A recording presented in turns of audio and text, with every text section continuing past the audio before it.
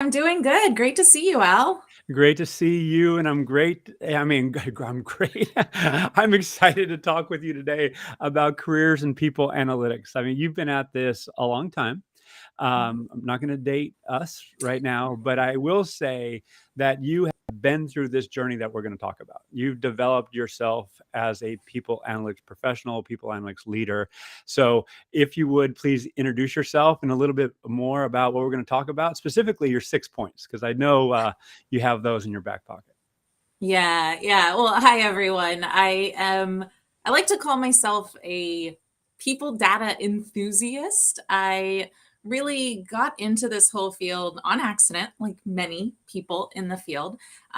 Just appreciating how do we think about people and the odd approaches it might take to really understand what's going on, and especially with people in the workplace. And so my career really started out just trying to get a sense of how do we use analytics to make the workplace a better place, specifically in the field of affirmative action and discrimination.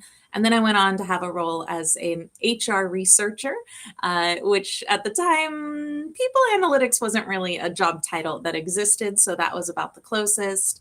Went on to do workforce planning, then more talent strategy, and then all things people analytics, people operations, integrated approaches. And after quite a while, don't let the bangs fool you. I'm a little older than they sometimes make me appear. After quite a while, I really wanted to switch focuses towards I love this career and I want other individuals to be able to be part of this and to learn and grow. And so, after quite a while in the practitioner space, I switched over to academia. And I'm now a professor. I teach people analytics at multiple universities. Really excited. I'm building a complete people analytics specialization that starts next month. I am so excited about that. And the reason for this is I think it's such a great career and I'm excited for those who want to get started in it. I want to do everything I can to maybe share some lessons and bumps that I or some of my friends experienced along the way and help individuals get into this really rewarding, really exciting area. And so, yes, I did prepare for today, 6 steps maybe for those who are looking to get into their people analytics career, and excited to be here and share some of that and have a little bit of a dialogue with you as well, Al. Well, yeah, absolutely. Because, I love your commitment to people data for good and making sure that we are proactively doing good with the data that is being generated. After all, it's being generated by people, by workers, and how to use this creatively yet responsibly and ethically is something that it takes an educational experience to understand where those pitfalls are, where those opportunities are. So, can you speak just before we get into your 6 points, yeah, about that? Your commitment to people data for good and responsible use. Yeah. In my journey, I had to learn a lot of things on my own, as many of the people who are watching are probably doing themselves. You kind of just learn as you go, you figure out as best that you can.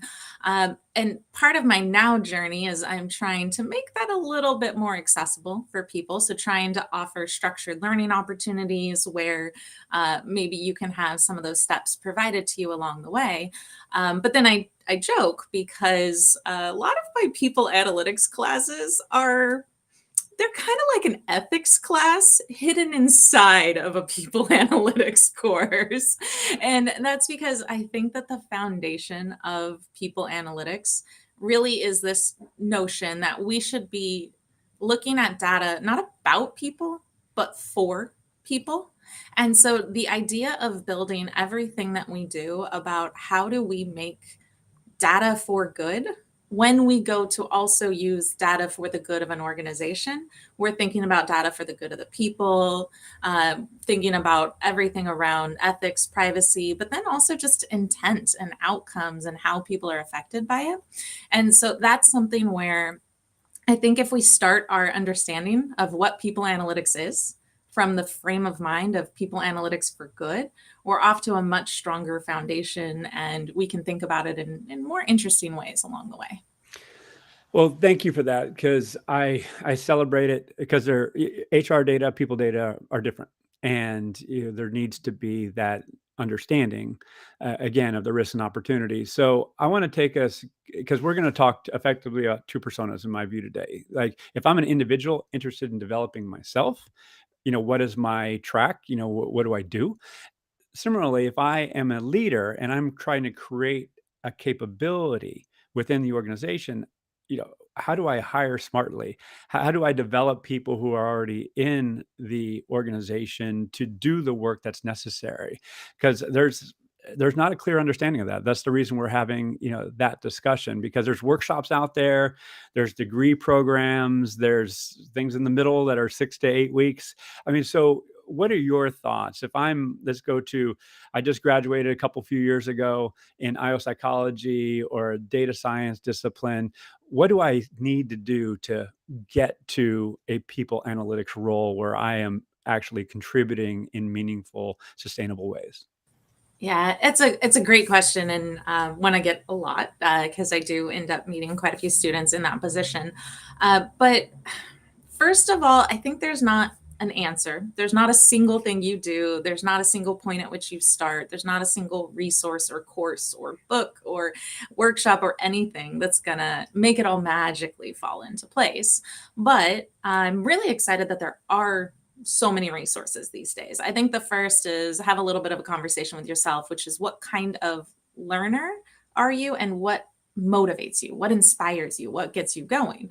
Because if you are a structured learner, I have been some of those people who are always signing up for the workshops, the courses, like who you are. If you're a structured learner, there is more now than there has ever been before. So there are university programs, there are ones that are open access, there are online, there's other, but that's not the only way. You can find individuals to follow. You can watch PFAL live sessions like we're doing right now. You can read inspiring articles. You can follow people on social media with like great channels. I think it's start first with what kind of learner are you? Do you want to just find people to maybe emulate and follow, or do you want to have some kind of structured experience where you might take a course, follow a book, things like that? So I think first it's more around what's right for you than it is anything else. But within that, I think there are some things that I would urge most people to go toward, which is know what the big topics are in this space so that you know which things to follow and which books or which courses to take. And, for example, in the program that I'm building, there's a very conscientious set of modules. And that's really to help people, first understand the power and the business value of people data. And actually, maybe we can put up, I have a slide for my specialization. Hmm. I'm putting this up here and a little bit of just showing you this specialization that I'm excited about. But for those watching along, if you look at the right-hand side of this page, this is a layout, and feel free to use this for your own development, but this is a layout of 8 things that I would urge most people to assess your own depth of knowledge around, which is number one, do you really understand the power of people data? Do you know what it can be used for, how it can be applied, its impacts, its outcomes, where it exists, how you get it? Number 2, and this one is really important if you are looking to have some strong business outcomes, is understand the value of human capital. Be able to do things like return on investment of your human capital and of your different value pieces. Number 3 is really getting into that practitioner space around people analytics. How can we use new approaches? So this is everything from your more basic analytics to, organizational network analysis is really popular right now. How can we think about community and belonging and inclusivity through these really interesting analytics approaches? And then not just how to do the analytics, but, and this is module number 4, how do you make decisions based off of them? How do you think about the evidence that you gather? How do you connect them? 5 and 6 are really getting into the future of work is going to continue to change. And this really changes what we see as being people analytics, both what's possible and what we do with it. Number 6, and this is another one that I think similar to number 2 on the picture, some people may miss at times, is that this is a science. Misael Serpis, who teaches this module, he makes a great point, which is you would never take a medicine that hadn't been through rigorous scientific process. Why would you put in place business practices that you have never really tested and measured and given that same kind of rigor to, especially when you think of how that impacts people's lives? So just understanding the science, I think, is an important step. And 7 and 8 are really how do we think about and apply these. There's different ways to apply it. You can do really impressive workforce planning. You can get to integrated talent management, compensation, learning. There's all sorts of applied ways, and that hopefully will drive business results. So I put this up and talked through it because for those who are getting started, ask yourself, do you have these topics covered? Do you know how to value human capital? Do you know how to really show the ROI of your work? Have you approached people analytics from a scientist's mindset? Have you validated? Is it reliable? How do you check it? Are you thinking about the future? And are you applying them in ways to come? So for those who are starting out, these are 8 topics that I would urge maybe do a little bit of self-assessment. How are you doing on them? Maybe see if you need to build them out a little further. I want to highlight Adam Grant's book, Think Again, where he talks about thinking like a scientist. And he talks about the 3 personas, a prosecutor, a politician, and a I Oh, messed it. I messed it up, but it's not promoter, but it's something presenter that I'm messing it up. But you get the idea. Is that we're spend so much time trying to convince others or poke holes in arguments that if we can think like a scientist and continually try and improve our understanding of systems, processes, people, then we're going to be better at this work. We got to stay in this perpetual state of curiosity. So certainly highlight that and align certainly with what you were sharing. So in terms of the 6 steps. I know you were working on a guidebook, and I don't want to just put you in there, and say, "Oh, where's the guidebook? Where's the guidebook?" But what are some of the principles that you would say to have not only individuals but organizations think about to develop people to be good people analytics professionals? Yeah, and the guidebook is something I started as a side project a while ago. Again, I have a lot of students who are going into this field and people trying to get into it. So I started just every time I'd give advice, I started kind of putting it down into a book. And there's sort of 6 categories that I would put up there, and maybe we can show that there. And the first is, first of all, just for the individuals and even the organizations. And I know this kind of goes without saying, but start where you are. People are so worried sometimes that they don't have the skills or the materials or enough data or whatever the case might be, that they forget where they are. They can start small and that they should start now. Doesn't matter what job you're in. Maybe you're not in a people analytics job and you want to be, you have to wait and do anything later. So that's kind of my first one. Secondly is to leverage your strengths. Again, whether you're an individual or you're an organization, too many individuals, some of the brightest individuals I've met, suffer from imposter syndrome. This is a real thing. People experience it all the time. And they worry that because they're not a statistician or a data scientist or they're not a deep consultant, that maybe they can't do all these things. But the comment I would make is you do have the skills that you need, at least to get started and to start where you are. But take some time and tap into your strengths. I usually recommend that teams as well as individuals take a moment to really ask themselves, what are the strengths that I do have and how do they apply to the people analytics career space? And then on the next step that happens a lot, and this ties into how you kind of think about your imposter syndrome, is not all people analytics skills are deep data skills.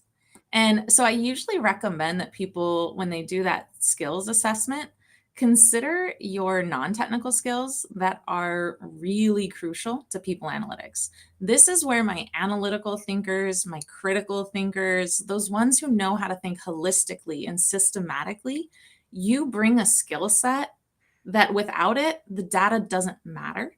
And so it's focusing a bit on just the curiosity, the creativity of how do these pieces work together? Because people analytics is not like other analytics. When you affect one part of a person's life, there's so many other things going on. It's not as simple as a data value, it's much more complicated. And so that ability to think broader and to be able to translate data into those different pieces is where a lot of the strength is going to come in. And you hopefully can tie that with your own business acumen. Maybe that acumen's in the HR space. Maybe it's really knowing how your company operates. Maybe it's having a background, maybe, some IO psychology schooling. These specialties kind of connect in a way that when you can be a data translator and a data storyteller in a holistic way, you are doing people analytics, even if you never touch, an algorithm or a calculation. So don't feel that you have to have data skills to start where you are. That being said, you probably want to build your data skills. And I recommend, just build gradually, build out slowly. I like to recommend start with kind of the pyramid of the type of analysis that you do. Start with descriptive statistics. Can you describe what's going on? Try to get those skills down. There are plenty of videos and tutorials that can help you get that. There's even plenty of good dashboards and human capital management systems that can help you do that well. And then moving along to diagnostic, can we start to understand why something happened? What's going to happen from it? Then maybe as you're building along, spend a little bit more time working on your skills around predictive. What might happen? How will things be if we don't change from where we are? And with an end goal that hopefully you're starting to use your data skills and your non-data skills to be more prescriptive around what we should do or what we can do or how what we will do might affect things. And to me, that's when you've really gotten all of your skills connected, is you're at that level and able to do it. But you're not going to get there overnight. That's where continuous learning, I think, comes in the most, is on the data. And I'd be curious, Al, if you agree, disagree, or maybe you'd add different skills to the mix of no data and data. I'll just say this. I'm like looking, yes, yes, yes, yes, yes. So absolutely, I certainly celebrate everything, especially the notion that we have to be systematic thinkers and that we don't have to have the data skills right out of the gate. And even if we have the data skills, then we might have to educate ourselves on organizational dynamics and interpersonal behavior and what the data actually means. So it's not that it's linear. It's not that, I certainly celebrate start where you are. So you know this as well as I do. When you talk to any people analytics professional, let alone people analytics leader, we all came from different places. I think of Amit Mahindra, he's labor economics. I think of RJ Milner, he has a finance background. Don Klinghoffer, tech background. It's just Alexis Fink, she's an IO psychology background. So it's all over the map. I certainly celebrate where you are, but also be aware, to your point, of the skills that are required. Build those skills, and I would emphasize, be open to partnering with those who have those skills that you might not, because to be an expert at all this stuff is virtually impossible. But being aware and being conversant, I think, is really, really important. So no, I certainly highlight this. And by the way, if you're listening and participating, add your comments, add your questions. We've got another 10 minutes or so. So would be interested in how you feel about this as well. So yeah, no, this is great. Yeah, well, I love that you brought up that build the skills. So in my, top 10 list of non-technical people analytics skills, in addition to being a good communicator, good translator, collaborator is magical. And Mhm. to your comment, people analytics is cross-functional. If you are doing it all by yourself, you're probably not getting all the right sources or it's not connecting to the right places. So being the person who can connect, whether you're also the one doing the data or maybe not at all, but just being the one that connects what's going on in the business, what the data is telling us, how we can use that to make informed decisions, how we think about its effect and its impact on people, being that hub, being that center part that can connect all those pieces, that is one of the most valuable skills in people analytics, in my opinion. You can spend lots of time getting deep in one technical area or getting deep in one type of knowledge base, but it's that ability to connect everything that makes a people analytics practitioner really spectacular and able to do more than just find some information in the data. So, Amen, sister. yeah. I literally got a chill again as you were talking because, yeah, we're facilitators. We are connectors. Mhm. We're connectors of data, connectors of people, connector of processes, and it's a beautiful framing to Yeah. have. I know you have a couple other points, so I want to make Yep. sure we get through those. Yeah, just two last ones. Yeah, let's toss that slide back up there. So the last two, this is the kind of catch-all one. Number 5 here is, there's more to it. So yes, start where you are, use the skills you have. It's not all data, but there's still data. And then number 5 is, that's only part of the picture. You have to actually use people analytics. I like to use the term purposeful analytics because it doesn't make sense to just run around and look at data without applying it. You need to actually have it be useful, preferably useful for the sake of good. You need to be able to share, communicate, inspire action. And then there's also things around just governing the data. How do we be good stewards of it? How do we maintain it? How do we ensure privacy, appropriateness, even just things like reliability and how it connects? So a lot around just governing. And then, and Al, this is near and dear to your heart as well, but just being a good fellow human, a big part of people analytics. People data holds power. The people who have the people data hold power. It's the responsibility of people with power to do good with it. And I think we as people analytics practitioners need to remember that we kind of have a responsibility to be good to our fellow human and carry that along as well. I love it. And a related question came in. It's from Sharif. I'm going to put it up here. Yeah, as future of PA. So we have talent intelligence now with, I'm not going to name all the vendors, but you get, we have this external data, labor market data, talent market data. We also have this internal data, which is growing. You mentioned O&A earlier. So, we're kind of, we have arguably, hey, educationally, we have to skate to where the puck is going, to use the Gretzky metaphor. What are your thoughts there about the future of PA and making sure that we're developing ourselves for the future, not where we've been historically? Yeah, and hey, Sharif, thanks so much. When I was listing out those 8 modules, that's why, to me, equally important is the future of work and people analytics. If we focus on where we've been or where we are now, we're going to miss this whole where are things heading. Um, you know, we have continued to watch the accessibility, the availability, and the usability of data in all of its forms just grow and grow. I find all of the new technology platforms inspiring because they are making data accessible to people who historically may not have been able to have the skills to pull it down and munge it and clean it Mhm. or put it into some kind of usable form. They're also bringing in the ability to run the analyses right there where you don't have to go, actually know how to do a, I don't know, Nagelkirky R-square adjustment for your logistic regression. Like, oh my goodness. So the technology is making it to where it is becoming more of a commonplace ability to do. And I think that's huge because historically that hasn't been the case. When that happens, we saw this with IT, things that were specialty become requirement. And I think we are on that part where it's not a nice to have anymore. It is going to become an expectation that all organizations have people analytics. We would never run our operations without understanding our operational data and value. And so I think we'd have that same place where we're starting to expect that all talent operations, all people operations will have that same expectation kind of coming in as well.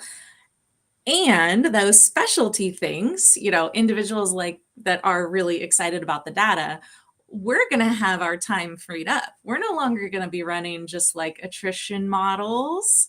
We're now going to be moving over to really interesting applications of network analysis. And we're going to start getting into optimization models. And my hope, and I teach this especially in my information science courses, my hope is that we're going to be spending our time figuring out how to build algorithms that identify and mitigate biases in our people practices.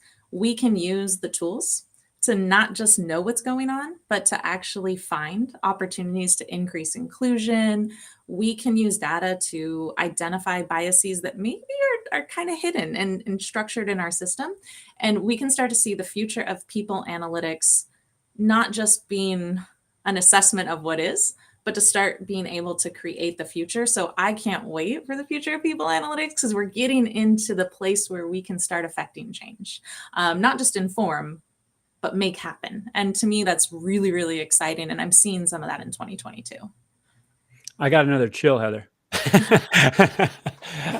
That was beautifully put. And I could not agree and celebrate that more. Absolutely. Hey, I know we're coming up on time here, and I know you got one more point. So I want to It's a make quick sure point, but yeah, let's put it up just to close it out. You can't say we. 6 and not do 6.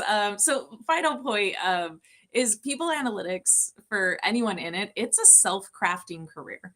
You have to put the effort into it. I know everyone says you drive your own career, and that is true, but that is exceptionally true for those who are interested in people analytics. No two people analytics jobs look the same.